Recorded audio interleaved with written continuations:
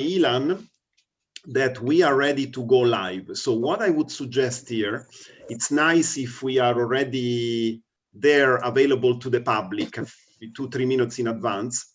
So I will give a formal start when we are at 30, but I would suggest that we open the webinar 3 minutes in advance so that those who come in advance, they have the feeling that we are waiting for them too.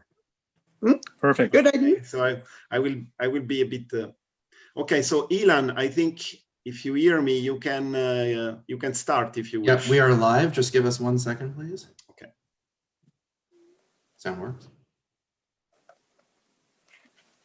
Okay, David, you are good to go. We are live.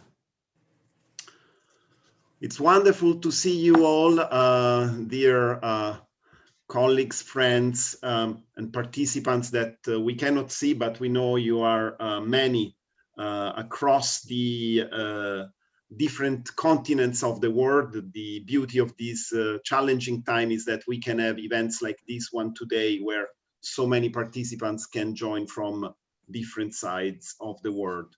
My name is David Donat Catena. I am the Secretary General of the Parliamentarians for Global Action. We will start at past 30. In my time on this side of the Atlantic, it's going to be 6:30 p.m. In Canada and New York will be 12:30 p.m. And I will then at 0:30 start to present the distinguished speakers that we have with us today. This is one of the many activities that Parliamentarians for Global Action is happy to co-facilitate with the Raoul Wallenberg Center for Human Rights. There is a lot of work that is being done in the framework of a new partnership called Democratic Renewal and Human Rights Campaign by PGA. And a lot of action is being conducted in support of human rights and democratic principles, especially when they are threatened, when there are attacks on parliamentarians, when human rights defenders are most at risk.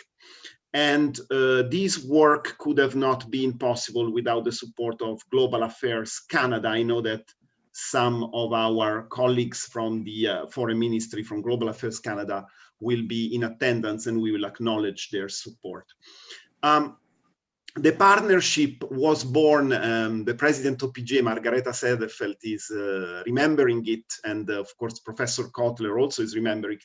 The partnership was born out of a great meeting we organized in New York on the 17th of July, 2018, where we also were attending a side event to the UN high-level UN Political Forum, and this was also International Justice Day, marking the 20th anniversary of the Rome Statute. But we had a bilateral meeting between our president and the president of the Raoul Wallenberg, and I think today is the first public event out of that wonderful decision to partner together and promote human rights and democracy all over the world. Well, now it's point 30, and I'm delighted on behalf of Parliamentarians for Global Action and the Raoul Wallenberg Center for Human Rights to open this webinar on the Magnitsky-Type legislation or laws or acts or regulation that are considered by our global parliamentary network and certainly by the Raoul Wallenberg Center for Human Rights a fundamental tool to underpin the fight for human rights and against grand corruption all over the world. There are important legislative processes ongoing. There are measures that some states have already undertaken. And all these achievements have been made possible by the tireless work of a human rights advocate who happens to be also a businessman, Mr. Bill Browder, who's joining us today. He will be the first speaker. Is holding the position of CEO of the Heritage Fund. And he has been an advocate who worked relentlessly throughout the year to promote this type of measures in the name of Sergei Magnitsky, who will certainly remember in his speech. The second speaker is the president of Parliamentarians for Global Action, Margaret Sederfeldt, who is a Swedish parliamentarian and currently also sits as the vice president of the OSCE Parliamentary Assembly. She was elected president of PGA in 2017, and in the OSCE, and during of course, her PGA tenure, PGA launched a new campaign on democratic renewal and human rights, inter alia. But during this OSCE tenure, she has also been the rapporteur of the Commission of Inquiry on the assassination of Russian opposition leader Boris Nemtsov, which led her to publish a report that had an enormous impact recently. The last and always the most important speaker is Professor Irving Cotler. Irving Cotler has been the Attorney General of Canada and Minister of Justice. He has been a long-standing parliamentarian, a leader also of the PGA National Group, and today he sits as chair of the Raoul Wallenberg Center for Human Rights, by no doubt one of the most dynamic think tanks in the world that supports parliamentarians, decision makers, policy makers, academics, NGOs, opinion leaders, the media. I can continue, of course, the list. Professor Cotler, of course, is an emeritus professor at McGill University, and is joining us from Canada. So to cut a long story short, we are now today discussing how to contribute to the prevention and the, if possible, repression of gross human rights abuses and kleptocracies, or events that may lead to the impoverishment of entire nations, thereby putting their survival at risk. Bill, why don't I give you immediately the floor? I will take more time later on to say a few words about PGA and its work, but I consider that what our participants wants to hear from you first. Thank you, Bill. Thank you, Davide and Margarita and Erwin for coming together to organize this. I'm very honored to be among such esteemed and wonderful people. Let me just quickly introduce myself, how I'm connected to this whole story, and then let me tell you the story, my story, and how it led to Magnitsky, and how it led to this new legislative tool, which I believe evens the levels the playing field slightly in a very brutal and unjust world. So my name is Bill Browder. I'm 56 years old. I'm originally from the United States. I come from an unusual family background. My grandfather was the head of the American Communist Party in the 1930s and 1940s. And so as a rebellion from my family of communists, I put on a suit and tie and became a capitalist. I went to Stanford Business School. I graduated in 1989, which was the year that the Berlin Wall came down.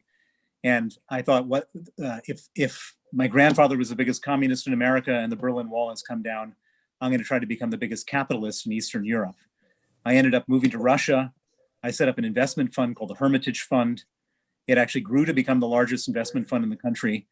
And I discovered that all the companies I was investing in were effectively being robbed blind in a total free-for-all of Russian oligarchs and Russian officials. And so I started to research how they went about stealing the money, exposing the people who were stealing the money in large companies like Gazprom, the state gas company, and Sberbank, the national bank. And these exposés led to all sorts of antagonism about what I was doing. And I was expelled from the country in November of 2005. I was declared a threat to national security of Russia because of my anti-corruption work. My offices were then raided in Moscow in 2007 by the police. And they seized all of our documents and then used those documents to perpetrate a highly complex $230 million tax rebate fraud. And the way we discovered this fraud was that a young lawyer named Sergei Magnitsky, who worked for me, was tasked with investigating this fraud. And I should point out that it wasn't our money that was being stolen. It was money that we had paid $230 million we had paid to the Russian government in a highly complex maneuver involving government officials was stolen from the Russian government. Sergei, who discovered this, then exposed it. He testified against the officials involved, and then he was subsequently arrested by the same officials he exposed. He was put in pretrial detention. He was tortured in order to get him to withdraw his testimony. They put him in cells with 14 inmates and 8 beds and left the lights on 24 hours a day to impose sleep deprivation.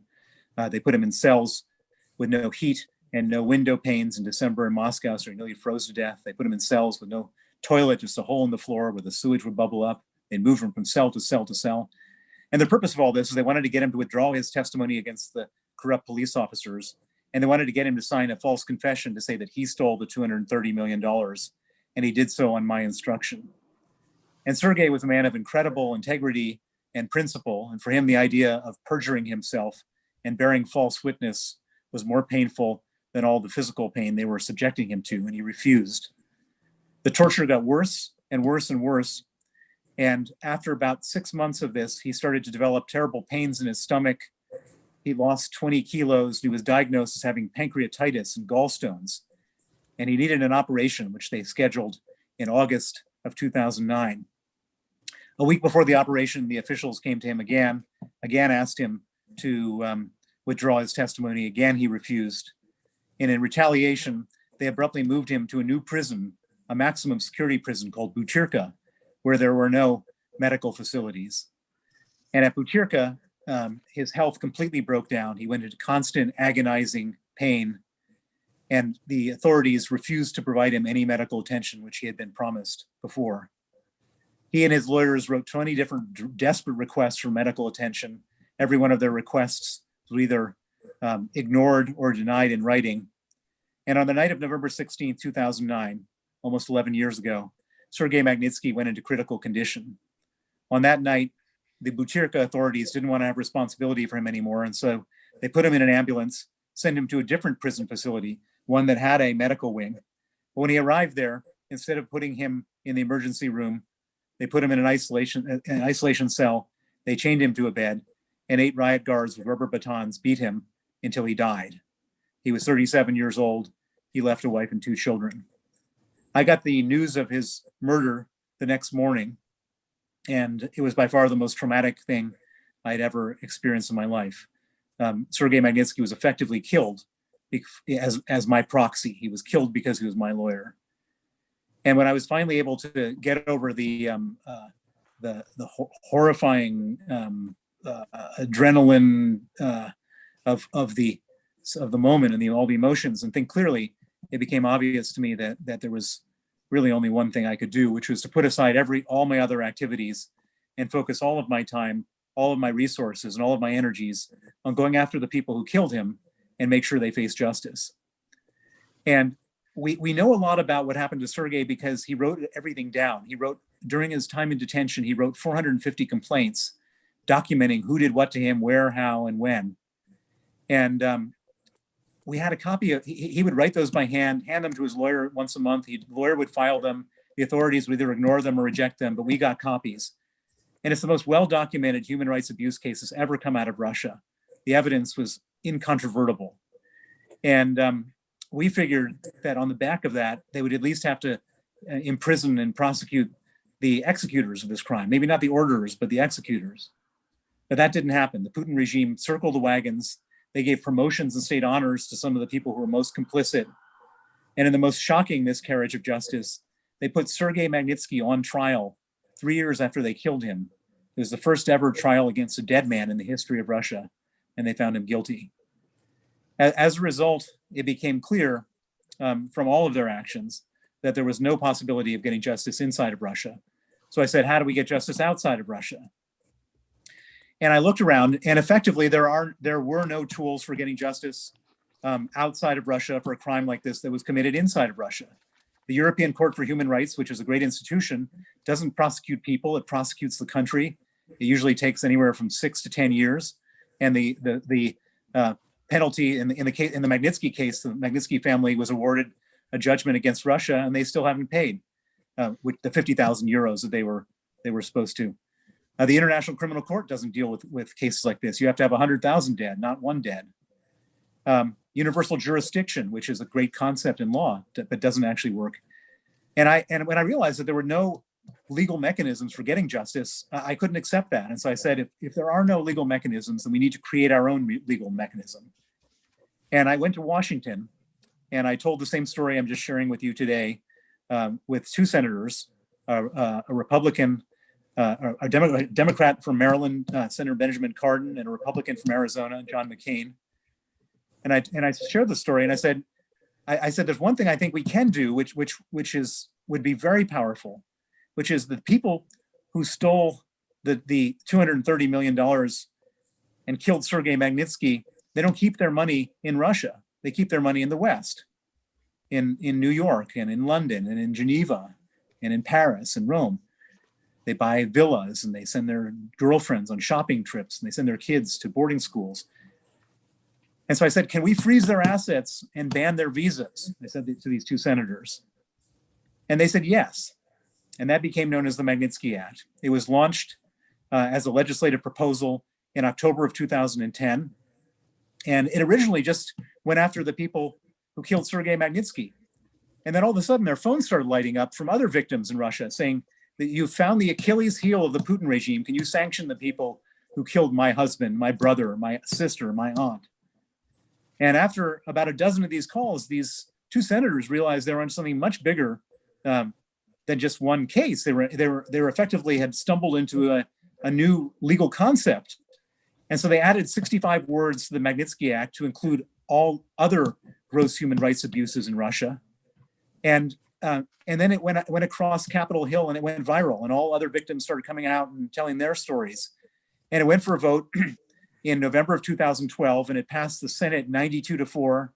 It passed the House of Representatives with 89%, and it became a federal law in the United States, signed by President Obama on December 14th, 2012. At that moment, Putin went out of his mind. He banned the adoption of Russian orphans by American families, which was effectively, because many of those orphans were sick and disabled, he was effectively sentencing some of his own orphans to death as a way of trying to retaliate against the Magnitsky Act. And second thing he did is he made it his single largest foreign policy priority to repeal the Magnitsky Act in America and to stop it from spreading abroad. And I'm pleased to say he hasn't succeeded. Instead of stopping it, these two senators said, well, if Vladimir Putin is so upset about this, then surely other dictators will be as well. Let's make it global. And they introduced the Global Magnitsky Act. The Global Magnitsky Act went through the legislative process and it became a federal law in December 2016. On that same day, the Estonian parliament unanimously passed an Estonian Magnitsky Act, and it's a law on their books in Estonia. Following that, and with the unbelievable perseverance, help, and ingenuity of Professor Erwin Kotler here on the call, Canada, after probably a 10-year, a 7-year fight, we got the Canadian Parliament unanimously in both houses of Parliament to pass a Canadian Magnitsky Act. A month later, on the anniversary of Sergei Magnitsky's death, the Lithuanians unanimously passed the Lithuanian Magnitsky Act, followed by the Latvians, followed in the UK by the UK Magnitsky Act, followed by Kosovo, a Kosovo Magnitsky Act, followed by all of the British Crown protectorates, Jersey, Gibraltar, Cayman Islands, Isle of Man, Guernsey have Magnitsky Acts. And we now have a number of places on deck. The most important, the biggest prize will be the EU. In December of last year, the European Council agreed in principle to a European Magnitsky Act. Joseph Borrell, the head of the External Action Service, was tasked with writing it. I've seen a copy, I've seen a draft, which I can discuss in more detail after the end of my talk here. And then we also have an Australian Magnitsky Act, which has just been working its way through the parliament there. There's a proposal for a Japanese Magnitsky Act. There's a proposal for a Swiss Magnitsky Act. There's a proposal for a Norwegian Magnitsky Act. And in principle, this can and should and will become a global standard for holding human rights violators and kleptocrats to account. It's been implemented in roughly 200 cases in America, and the list is long. And in fact, just today there was some more people added to the global Magnitsky list. And let me tell you, the people who get added are not happy. I will leave it there. I've probably gone over time, but I'm really glad that we're having this conversation today, and look forward to thoughts, questions, and the other speakers. Thank you, Bill. And this is the best way for our organizations to celebrate International Day of Democracy, which is today, the 15th of September, because our membership and all the people we work with, especially in civil society, they want to have concrete legislative tools to move the agenda forward, the agenda of human rights. And I think what you have done is really, really important for all of us. Now, I'm very delighted to give the floor to the person I'm accountable to, because every one of us is accountable to somebody else, and the president of PGA, Margareta Sederfeldt from Stockholm. Margareta. Thank you very much, David. Esteemed parliamentarian colleagues, distinguished guests, ladies and gentlemen. On behalf of Parliamentarians of Global Action, I would like to thank our partner of this event, the Royal Wallenberg Center for Human Rights, and its chair, Professor Irving Kotler, and Mr. Bill Browder, who spoke a few minutes ago, for accompanying us today to discuss the Magnitsky-Type sanctions as a tool for members of Parliament to prevent and punish human rights abuse. Margareta, yes. We cannot see you. Okay, no, now we can see you. Okay. Thank you very much. But you can hear me. Always, we have heard everything, yes. Very good, thank you so much. Yeah. And I think Bill Browder's presentations says everything about why we need the Magnitsky Act. And I will give a perspective of my view as both parliamentarian, as I am a member of the Swedish Parliament, but also from my perspective as a rapporteur of from OSCE Parliamentary Assembly on the assassination of Boris Nemtsov, and of course my perspective as president of Parliamentarians for Global Action. PDA works, as you will have more about a few minutes a little bit later, by our Secretary General Donald Carter, with human rights, and support parliamentarians all over the world to work for human rights and rule of law. There is an increasing consensus on the global decline of democracy, illustrated by the erosion of principles of separation of powers, independence of judiciary, and equality before the law. Observers and actors have witnessed the rising perpetuation of disinformation, incremental dismantling of protection for press freedoms. There is in most countries today a lack of tools to address human rights abuse, including those of opposition and dissidents. The two cases I will briefly present are at the core of the Magnitsky-Type sanctions. To curb online speech, the Kremlin has released vague laws that criminalize extremism and incitement of hatred and or hostility, since protected categories under Russian law include any social groups. Citizens have been accused of hate speech for posting critical comments on the police, for instance. The most recent case is that of the Alexei Navalny, who is a current and prominent face of the Russian opposition to President Vladimir Putin. He is a politician and an anti-corruption activist who has organized large protests and has been outspoken on the social media against the regime. On August the 20th, on a flight from Siberia, he fell violently ill. Mr. Navalny's German medical doctors have determined that he had been poisoned by a military chemical nerve agent of the Novichok group. And all over the world, there have been speeches against this. There have been activities on different levels. For example, the European Union and its member states and other countries, such as the United States, have expressed outrage and are considering taking sanctions against individuals or entities who have conceived and carry out the assassinations attempt. On September the 3rd, the EU High Representative for Foreign Affairs and Security Policy, Mr. Josep Borrell, condemned the assassination attempt and went on to say that the use of chemical weapon is completely unacceptable, constitutes a serious breach of international law and international human rights standards. The European Union calls for joint international response and reserves the right to take appropriate actions, including through restrictive measures. Such restrictive measures refer to sanctions against individuals who would be banned from traveling to the EU and would have any assets they hold in the EU frozen. Broader economic and political sanctions could also be envisaged based on the attribution of responsibility to state actors for the attack against Mr. Navalny. The attack may have entailed several breaches of international legal obligation that are binding for the Russian Federation under the Chemical Weapons Convention, the European Convention on Human Rights, and other treaties to which Russia is a contracting party. On September the 10th, the United States told the UN Security Council that it would work with allies to hold accountable the individuals responsible for poisoning Mr. Navalny. The UN ambassador of Germany, Christoph Horskem, said Berlin was working with the Organization for the Prohibition of Chemical Weapons on the case and urged Moscow to do the same. The second case, the assassination of Boris Nemtsov, as I said, I was rapporteur for, and I would also like to just to mention that those of you who haven't read the report, you are mostly welcome to visit the OSCE PA homepage, because the report is there.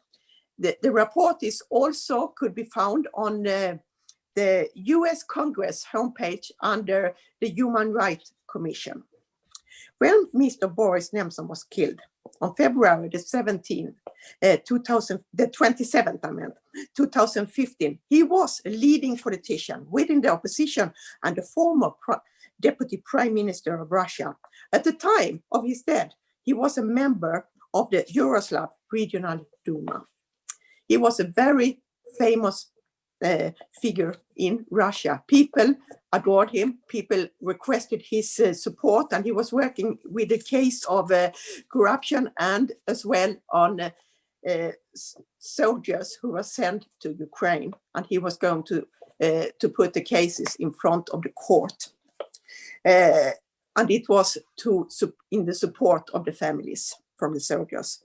The investigation into the murder is filled with irregularities, inconsistent statements, and of unclear circumstances. The same goes for the trial and for the conviction of the 5 Chechenian men for killing Mr. Nemtsov. Writing the report, it has become clear to me that the evidence upon which the 5 men were prosecuted and convicted is utterly weak, and there is no transparency in the legal process. Mr. Nemtsov was gunned down in central Moscow at the Bolshoi-Moskovitsky Bridge next to Kremlin.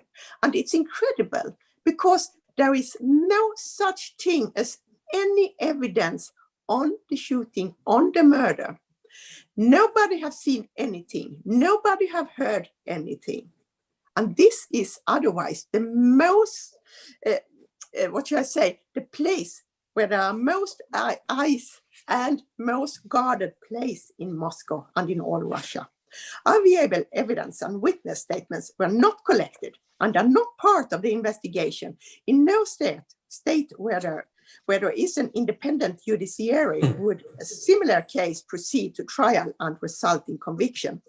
And during my work, I have sought contact with the Russian authorities to get access to material related to the criminal investigation. My requests were denied with reference to the law on state secret, or even I didn't get any response at all. I also have requested a meeting with the Russian ambassador to Sweden. He canceled the meeting the same day as it should happen. The implication of the Nemtsov murder must be understood in relation to the abuse of political power, the absence of rule of law, and the corruption. From that perspective, it's obvious that the murder of Mr. Nemtsov and the attack on Mr. Navalny is representative for the repressive tactics which is pursued in President Putin's Russia. The assassination of Boris Nemtsov didn't end his work. There are marches every year in his memory. There are as well, guarding the place where he was shot, 7 days a week, 24 hours, and always fresh flowers on the spot. He remained after the murder a unifying figure for dissidents, and we as representatives of democratic and free political systems, we must not forget that the people of Russia deserve a better society than there is today. The UK has made significant contribution to end the Russian repression. A statement asking to renew the efforts into the investigation was delivered to the OSCE Permanent Council by Ambassador Niall Bush earlier this year, and the Magnitsky-style sanctions regime targeting several Russian nationals has been announced. Imposing sanctions is instrumental in demonstrating the significance of democratic values. The names of those who failed to investigate the assassination of Mr. Nemtsov, as well as other oppositional figures, should be added to that list, and the Magnitsky Act of the European Union should also be adopted. The tireless efforts by US senators and members of the Congress to bring attention to the Boris Nemtsov case is instrumental in particular. I would like to just mention the Resolution 156 passed by the Congress and the Resolution 81 by the Senate, calling for accountability and justice for the assassination. There are as well many other authorities and human rights defenders that have raised awareness of the case, such as the Office of UN High Commissioner for Human Rights, the UN Human Rights Committee, the European Court of Human Rights, the Special Rapporteur of the Parliamentary Assembly of the Council of Europe, Mr. Singeris. I just described two cases in which the international community decided to consider sanctions, economic ones, to punish individuals responsible for violating fundamental human rights of political opponents. There have been more cases of persecution of opposition leaders. Magnitsky-type sanctions tend to have severe consequences for individuals and governments. There is no democracy without respect for rule of laws. I urge legislators around the world to work towards mobilizing political will. As parliamentarians, we have the duty to address the climate of impunity to ensure that those who violate the domestic and international rule of law do suffer the consequences. Legislators can strengthen institutions such as the judiciary apparatus.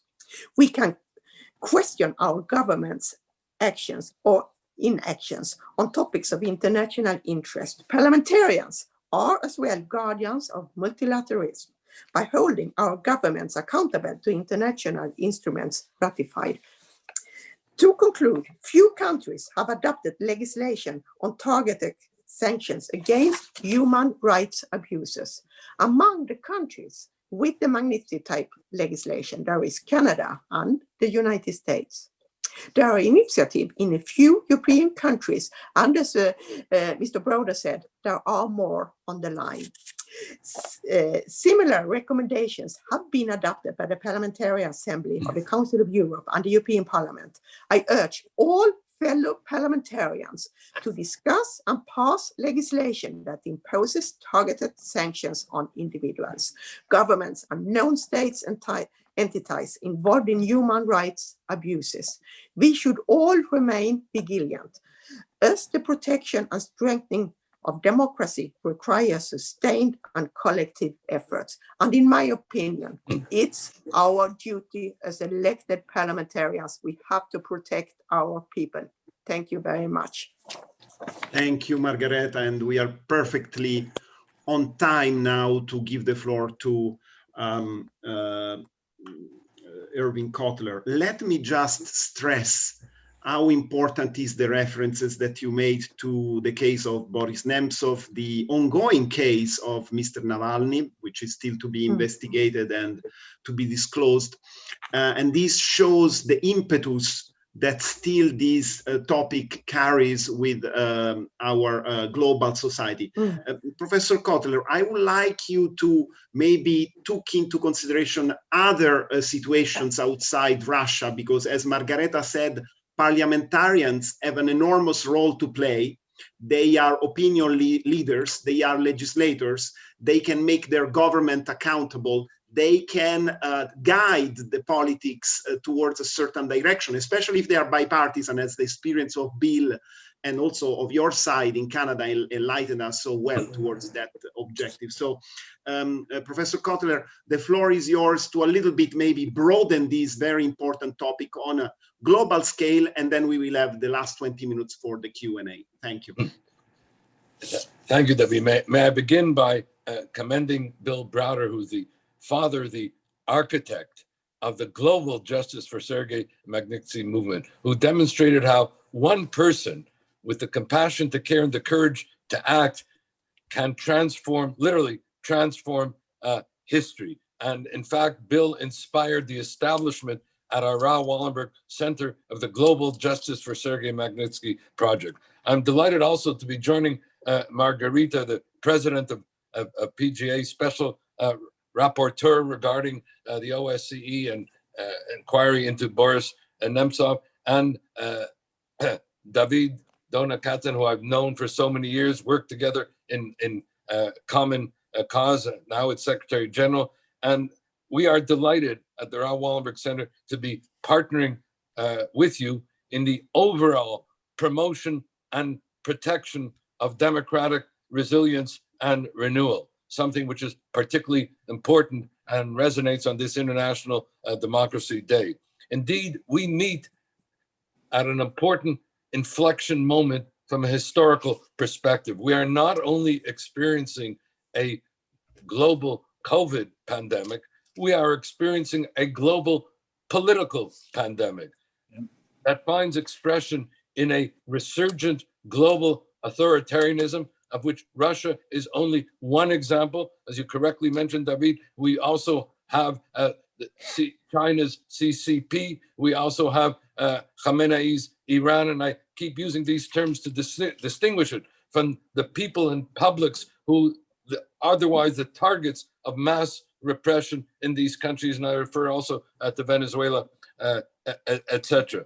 And so we are seeing this resurgent global authoritarianism. We are seeing an assault on a rules-based international legal order, which is underpinned by cultures of criminality and corruption and the impunity that also fuels it. We are seeing also a digital authoritarianism that incentivizes hate.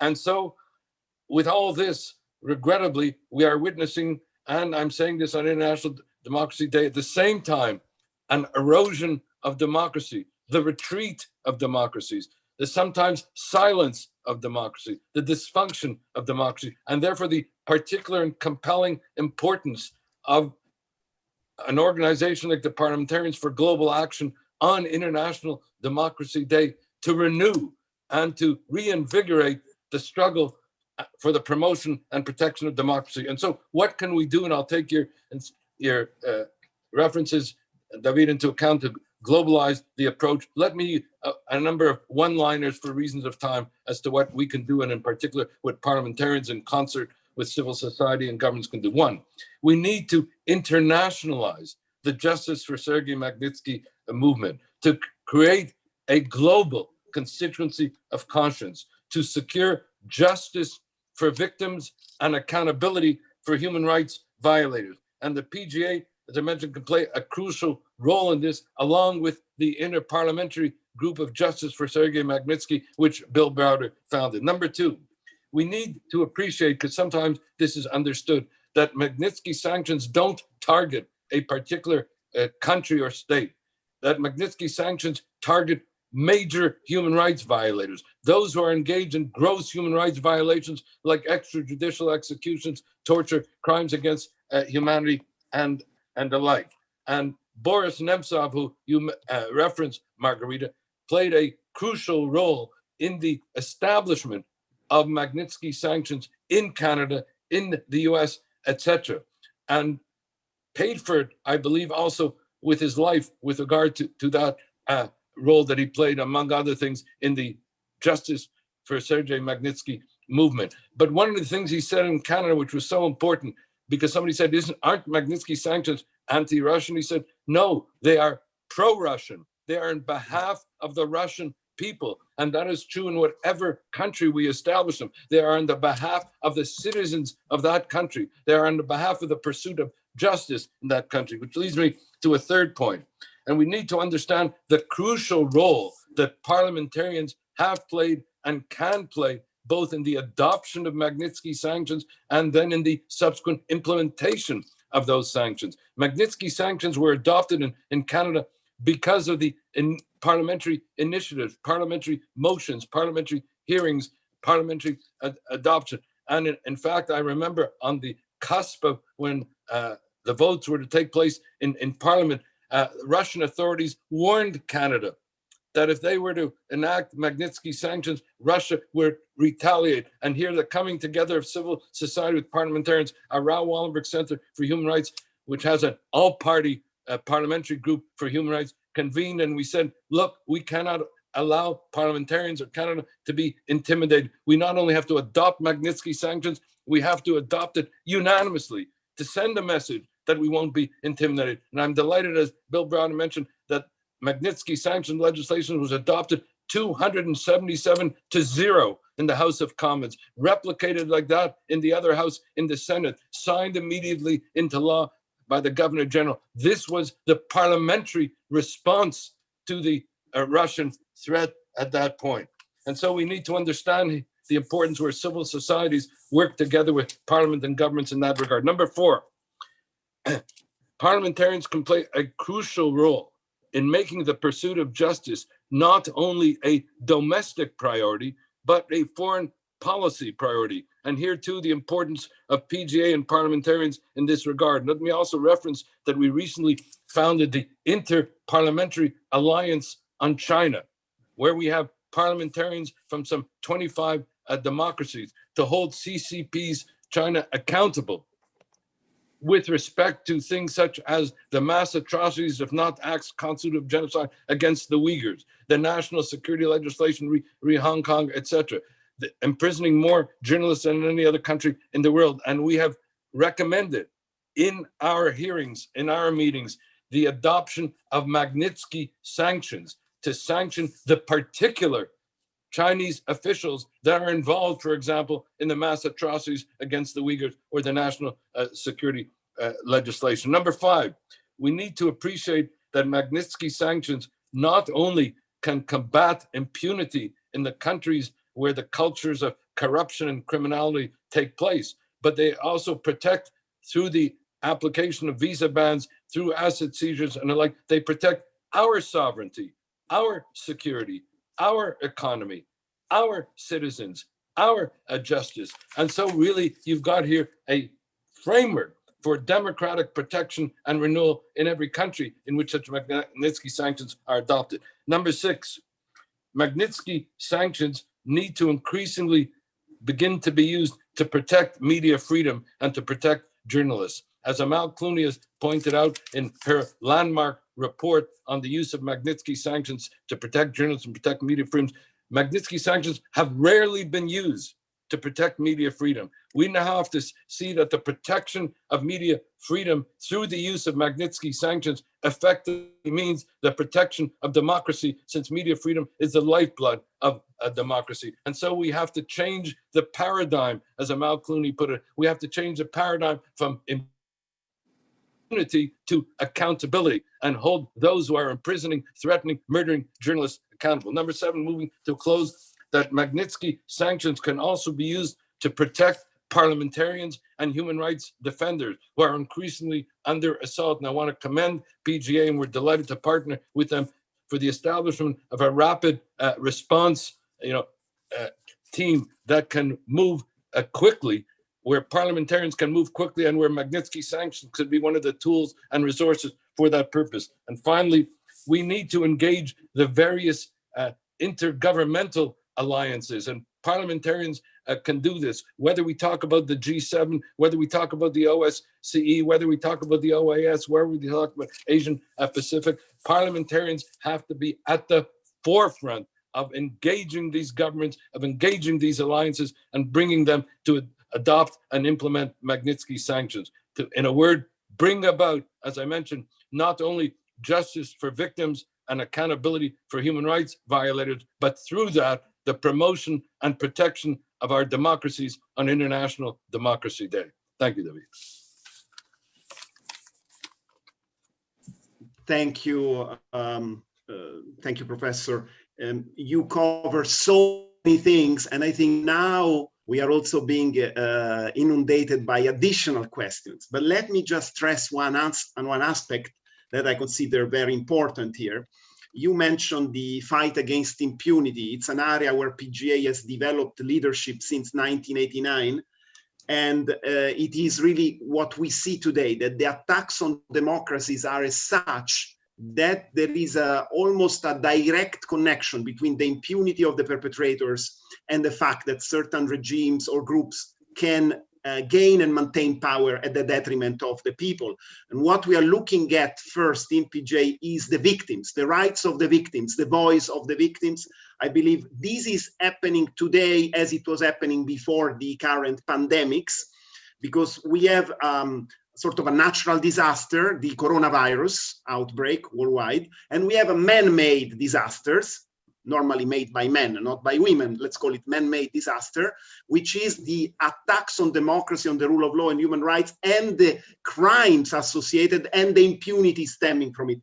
So I think we have a lot to say about it. One of the questions that came through, Bill, from a number of participants that yesterday sent us 35 questions is, what do we do with Magnitsky-type sanctions in situations like, for example, the example was made Ecuador, or certain African countries like Cote d'Ivoire, Mali, and so on, where there are serious violations of human rights. There is a rampant examples of corruption, but we are not yet facing a full-fledged dictatorship or an oppressive regime that is controlling all aspects in society. So can the Magnitsky-type sanctions be useful also in these types of cases? Absolutely. So let me give you an example. South Africa. South Africa is not a dictatorship. South Africa has a rule of law, but South Africa over recent years has been hijacked by three brothers called the Gupta brothers, working together with President Zuma, and effectively stripping from the state all sorts of resources that should have been enjoyed by the South African people. The South African judiciary and the South African regulators, for whatever reason, haven't been able, and this is something that everybody has known. This is not a mystery. This is not a there's not a other side to the story. Everybody has been suffering in South Africa because of this. But the South African judiciary and the South African government, for whatever reason, couldn't organize themselves to prosecute this this group of people. And so in the end, the only justice for the South African people has come from the United States, where the Gupta brothers were all placed on the global Magnitsky sanctions list. And it was remarkable, the day that it happened. It was like I mean, I could almost feel the applause from South Africa to the United States of the people saying, finally, there's some kind of justice being done. And so that's a perfect example. You don't need a sort of Chinese concentration camps to justify Magnitsky sanctions. You can have a situation like that. The purpose of these sanctions is to create justice and to fight impunity where impunity exists. And impunity could exist because of dictatorships, and it could exist because of a weak government or weak judiciary, or corruption within the government and corruption within the judiciary. And so it's something which I think there's something like 26 countries that have had individual sanction under the U.S. Magnitsky Act, and I hope that there'll be many more in the future. Thank you, Bill. And Professor Kotler, there are a number of questions relating to the Canadian situation, questions asking about whether we can assess the process of designation of individuals to be sanctioned as too slow, or if there are obstacles in implementing the Canadian law. So this is coming from a number of participants. I may also address to you and to Margareta the question about why in certain countries, especially in Europe, it has taken so much time for legislators, for governments to be supportive of this type of measures. If you see some obstacles that need to be let's say, overcome before to move forward with these legislative processes. Professor Kotler. Yeah, if I may, just to follow up also on Bill Browder, because it's a related thing. He mentioned South Africa, but I think the Philippines is another example, which is engaged in not only in extrajudicial executions, but in threatening and imprisoning journalists who expose it, such as Maria Ressa of the Rappler. And it is a case study in the emerging threats of digital authoritarianism, of the weaponization of social media, where online hate leads to offline violence. And I think here we too and parliamentarians have a role to play to see that these technological behemoths like Facebook, that there is accountability. For example, in Canada, Facebook does not pay any taxes, is immune from suit and the like. And that's why I'm delighted that I believe Canadian parliamentarians are now considering legislation to combat hate on the internet, so as to protect from moving from online hate to offline violence. Now, you mentioned with regard to the Canadian situation and process of designation as being too slow. The process of designation must be deliberative, because we need to ensure also the appropriate due process protections. And right now, the process of deliberation is largely through the decision-making at the executive level and through the Minister of Foreign Affairs. What I do think we need a greater involvement of Parliament and expert groups of parliamentarians in the designation of those who should be targeted for Magnitsky sanctions. So a greater partnership between government and Parliament and civil society in that designated process. Sometimes it does become cumbersome, but that's part of the deliberative nature of democracy. What we want to do is to also make it more efficient and more democratic in its exercise and application. Thank you, Irving. And what I've noticed from a recent statement of the Canadian government is that there is also, as a priority in the plan for 2020-2021, to make sure that the eventual assets that would be seized from abusers would be made available to victims and communities who have suffered the consequences of human rights abuses. So that is part of a mechanism that needs to be set up. I see Bill noting here, so I'm not wrong. But of course, I would also urge a consideration of the role that the judicial branch of government can play in this, given the fact that there are certain due process protections to be taken into account. Margareta, do you want to address maybe why in Europe we have seen a little bit of a slower process than in the English-speaking countries? It's difficult to say, David, but thanks you very much for your question. And maybe because quite a lot of the European countries have strong constitutions with strong, that protect human rights. Maybe it's also that we have some glasses that protect us from seeing what goes on in the world. It might also be that there are countries who are not really, they are in authoritarian leadership that don't brighten the view. Or it might be that it's small countries, we are depending on bigger countries. That might be one point of view. But I must underline, don't only focus on the problem, focus as well as the possibility. And I think what Bill Browder spoke about, it shows that one person can have an incredible impact on the situation. And I think that's the most important thing to focus on. What can each of us do? And also to build networks, to be in such an environment that you get inspired, that you want to do something, to act. It's maybe not for a parliamentarian to have this environment in their own country. Then be active in international organization to get empower, to get fact, to get inspiration, because it's possible to change. And that's what Bill Browder have really shown and talk about all the time. And this is important. Thank you, David. And thank you, Margareta. And of course, the role of parliamentarians has been addressed by many, many actors. One of them is listening to us today, maybe the most important man who is in our participants list, the former Undersecretary General and Legal Counsel of the United Nations, Ambassador Hans Corell from Sweden, who published a rule of law guide for politicians. That is also a very, very important tool that PGA and all the parliamentarians of the world should make use of to promote human rights and accountability. It's a project that he did with the Raoul Wallenberg Institute of Human Rights and Humanitarian Law in Lund University, together with the Hague Institute for the Internationalization of Law in the Netherlands. You can find it easily on the internet, and we'll put on the PGA website a link to it.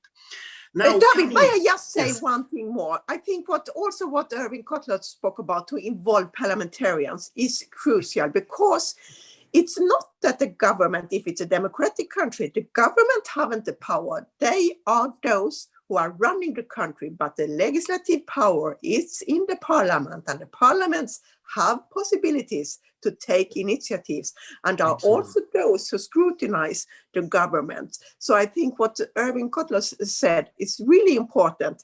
Parliamentarians has to be involved and also to act responsible. Thank you. Absolutely. And many questions have been asking, and talking to especially Professor Kotler and Bill Browder here. Maybe Bill can have the last word on this. Are these Magnitsky-type sanctions effective as a tool for prevention or deterrence? If we look at situations like Venezuela, for example, where a lot of efforts have been made, but a parallel economic system has been created by the Maduro regime to find ways and means to sell the oil.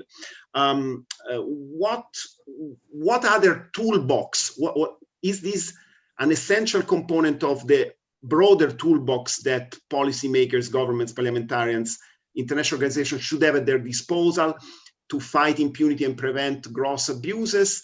What else can be most complementary to the Magnitsky-type legislation and sanctions? I would give first the floor to Professor Kotler and then to Bill Browder. Well, let me just take a particular example that you mentioned with respect to Venezuela, because I think Magnitsky sanctions were here imposed by Canada on the leaders of Venezuela, both as a means of deterrence as well as a means of securing justice for victims and accountability. But it has to also be done in concert. I was a part of an OAS panel of independent experts, which were asked to look into whether there are reasonable grounds to believe that crimes against humanity are being committed in Venezuela. We reported a little over 2 years ago that there are reasonable grounds to believe that 7 major crimes against humanity were being committed in Venezuela, in particular state-orchestrated humanitarian sufferance, the weaponization of food and medicine and targeting the opposition, etc. We were delighted that some 6 months after our report, some 7 countries made the first ever collective referral of a state party to the ICC, International Criminal Court, Venezuela, in its history.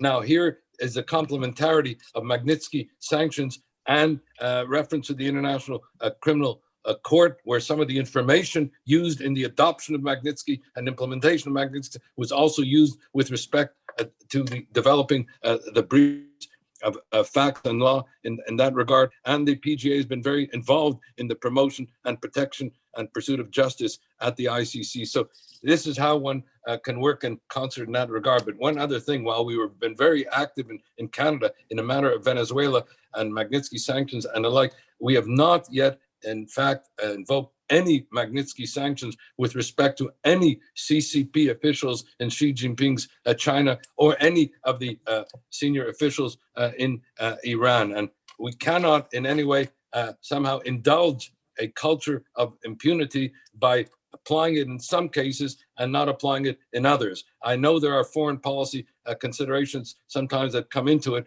but we need to act in concert as a community of democracies, so no country needs to stand alone, and parliamentarians can be the bridge builders and the nexus to bringing governments and parliamentarians together. Thank you, Professor. Bill.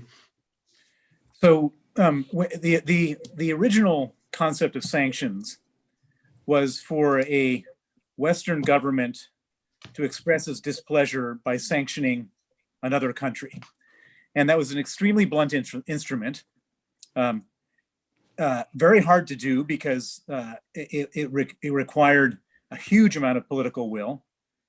And it often, and almost always, ended up targeting the victims of the dictatorship, not the dictators. When we sanctioned Iran, they were flying in plane loads of caviar and champagne for the top guys, and the people were suffering. The idea of Magnitsky sanctions turns the whole thing on its head. It says, let's leave the people alone. Let's leave the people who are living in an occupied country, occupied by criminals and dictators. Let's leave their victims alone. And let's specifically and surgically target the perpetrators, the individuals who are causing all the pain and all the death and all the suffering. And I get asked this all the time. How do you know it works? And there's a million ways I know it works, but the best way I can tell you why it works is how angry Putin got when we did it.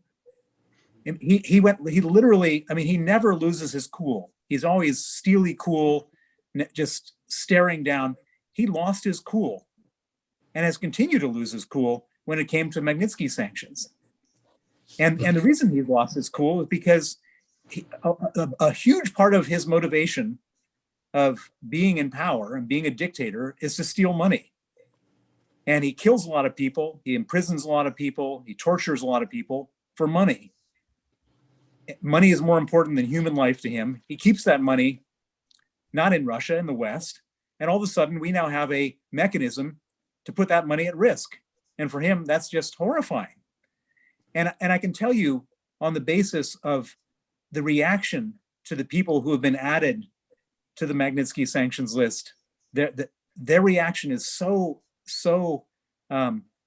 clearly affected, so high, so emotional, that we know we're onto something good.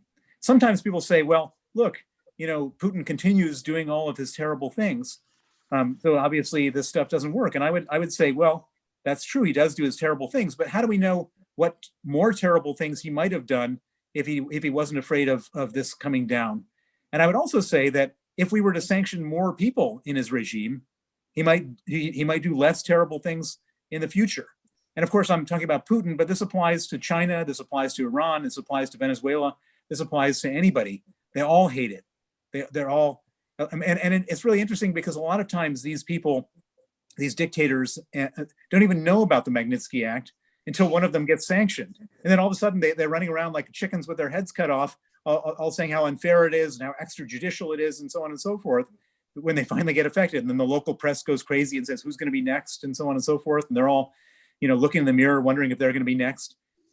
And what this does is it creates it evens the balance. I mean, of course, they have they had 100% of the power. Now they have 99% of the power, but we've given 1% of the power back to the victims, back to the people being persecuted. And hopefully if this thing continues to be used and implemented, then maybe it goes from 1% to 10%. And it's never going to be a fair fight, but it's a lot better than total impunity.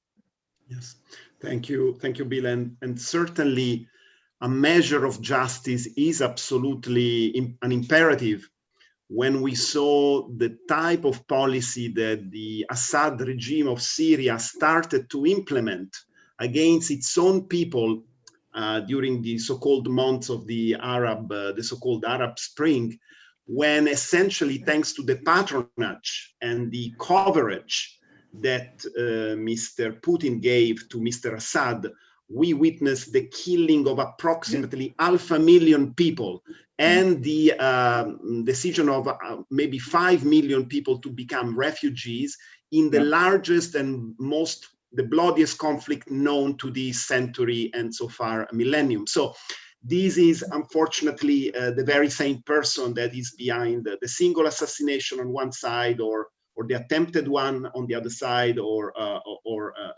widespread and systematic crimes against humanity.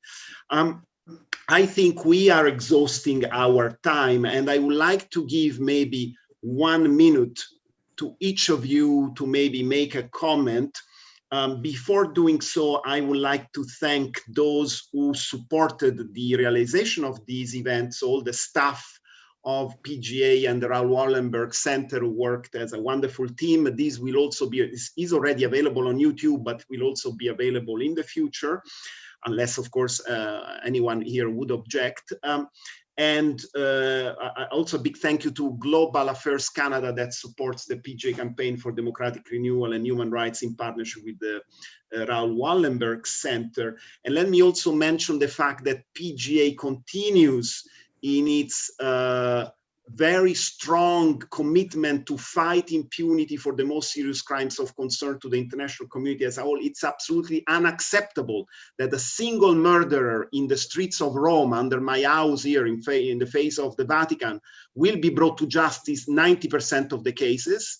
And those who are killing 100,000 in Yemen or in other places can rest on the fact that there will be impunity for, in Syria, of course, there will be impunity for them. So we need to absolutely change this paradigm and bring justice to make sure that globalization and the rule of law apply equally to all and not only to the privileged ones. So today we maybe have not touched upon a number of questions on a number of situations, especially in the global south, but I think the commitment is there from our side to continue the dialogue, and we'll certainly organize another one of these webinars. I now give the floor to you, probably in an alphabetic order, if you don't mind. Bill. I'm not going to take my full minute, but I will say that if there are members of Parliament listening today in whose country there's no Magnitsky initiative currently going on, please perhaps get in touch with me via Davide so that we can talk about how we can make this happen. It all started with me in Canada. It all started me with meeting Erwin through a random friend of introduction at the Houses of Parliament in London 10 years ago, and perhaps there'll be somebody listening today where we can make it happen in your country. So thank you. Absolutely. Thank you, Davide and Margarita and Erwin for allowing me to join you on this important call. Margareta. Thank you, David. Could you please repeat your question once again? Oh, it was I'm just giving a minute. I'm just giving a minute to close to everyone. I would like to say, listening to Erwin Kotler and Bill Browder, I have got a lot of thoughts, and I hope all my fellow parliamentarians have done the same. But what can we do? Support a political system that's transparent. Support a political system that really make difference and that promote accountability, and also that those like the Magnitsky Act don't follow the laws, don't respect the people to do those crimes. Don't accept it. Build network as parliamentarian. Join, for example, PGA. Read. Get in touch with Bill Browder, but do something, because that's what our voters, that's what our people could expect from us as parliamentarians. And also, as parliamentarian, remember, why did you go to politics? Why did you put so much time, so much effort? It's not to sit, it's to make difference, to act. And I think I have said what's important for me. Think about rule of law. Thank you. Thank you, Margareta. And I've seen that there are other questions. What I can say before that Professor Kotler really closes the meeting is that in our view, what we are doing today is to bring about more support, more leverage to the idea that Magnitsky sanctions should be adopted and utilized. Let's remember that we live in a real world informed by discourse around trade, business, national interest. The international interest relating to the human rights of human beings is a little bit not given the same importance in many mainstream by many mainstream actors. So that's our role here, to really push the envelope as far as we can. Now, there is the point that is being made by some of our participants here. What do we do to advance the sanctions regimes from the side of the developing countries where the abuses are committed? So here there is much more thinking that we need to maybe, I would propose that this should be the topic of our next webinar with individuals who can help us to go through technical procedures according to which in Africa, Asia, and Latin America, activists, lawyers, politicians can group together and create the conditions for action and a liaison with the countries in which this legislation exists and where these type of measures can have an impact on those who are abusing human rights of their own people. So that's the commitment that I can put on the table. Professor Kotler. Thank you, David. I think that parliamentarians in concert with civil society, we have a unique opportunity, also a unique responsibility at this point to build a constituency of conscience, to build a constituency of action that is anchored in and inspired by the Magnitsky sanctions movement, and to do so in order to both combat impunity and secure justice for victims, as well as accountability for the violators. That is the best testimonial that we can make for the International Day for Democracy, and thereby secure democratic renewal and resilience. Thank you, Professor. And you gave us really the best possible words to close this event. For us, this event is a starting point. For Bill, of course, it's one of the hundreds that he might have contributed. And the same, of course, applies to Professor Kotler. But for PGA, even though we have been doing a lot in support of democratic principles, the rule of law, the fight against impunity, this area of sanction is one where we want to engage in a constructive way, in a continued way, within the framework of our strategic plan and trying to broaden the conversation to a lot of our members. So let's hope to have soon good news, Bill, from Brussels, that at least all the 27 EU member states will have the same regulation to be applied altogether, not only the Baltic states or the UK, which is exiting, to take action in this crucial field. The Parliament spoke very eloquently about it, and I'm sure that the European External Action Service will put on the table a very interesting regulation, also in line with the human rights and due process. And let's maybe, Professor Kotler and Margareta Sederfeldt, let's make a new appointment, maybe in a couple of months from today, involving some of our today's participants. Maybe the next webinar shouldn't be really a webinar, should be much more of a Zoom meeting with a lot of faces and a lot of interactions, so to move forward and bring this to a more dynamic and working level. I really thank everyone, and happy International Day of Democracy to all. Thank you very much. Thank you. Good to be with you.